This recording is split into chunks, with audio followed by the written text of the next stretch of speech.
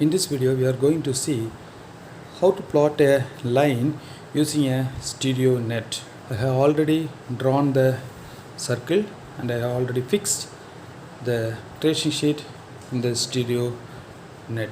Okay, so now let's see how to plot a line.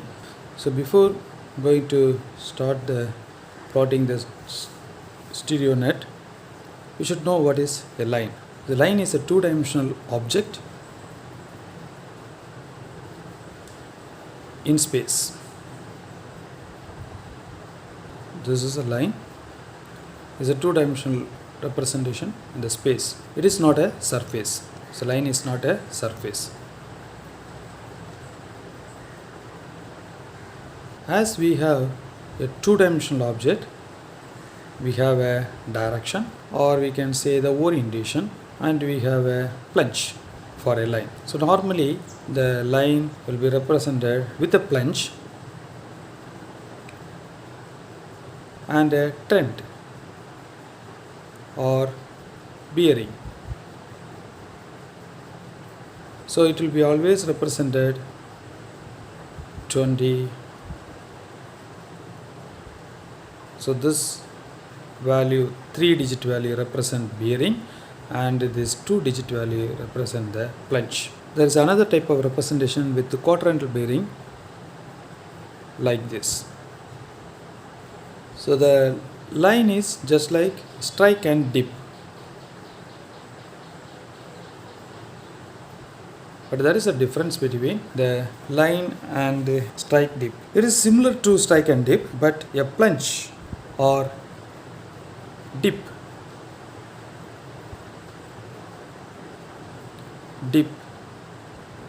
is perpendicular to the strike, but whereas line trends, so just carefully listen and understand. So dip is perpendicular, we know that, but in line it trend in the direction of the plunge. Line trend in the direction of plunge.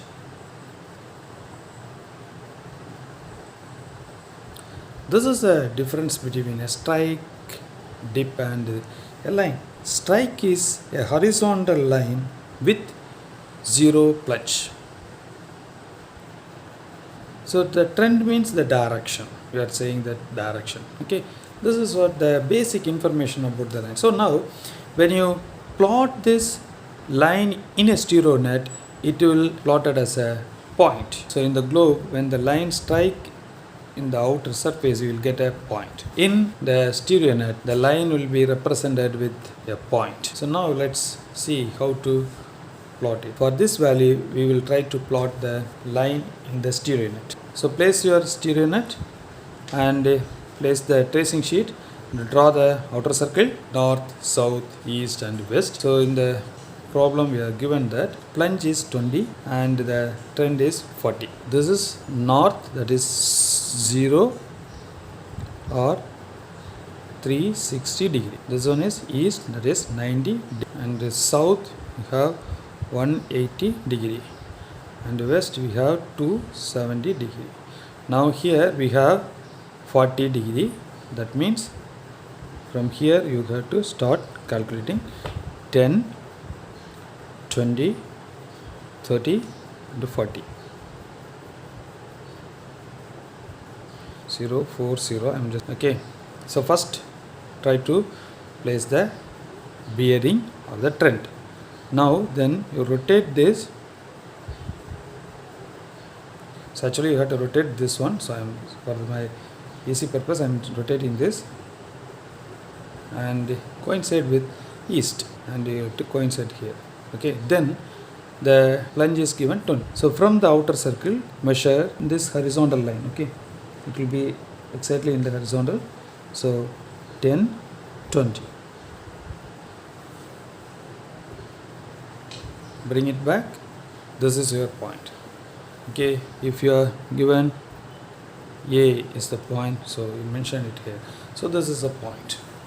Okay, So let us work for another value. Point B 45, 195.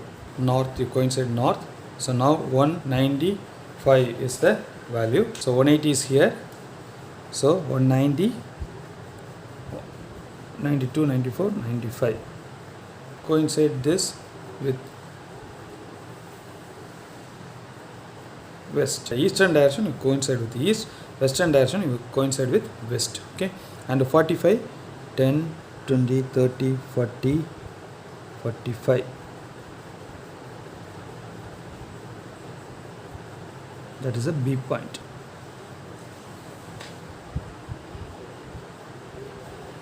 B point.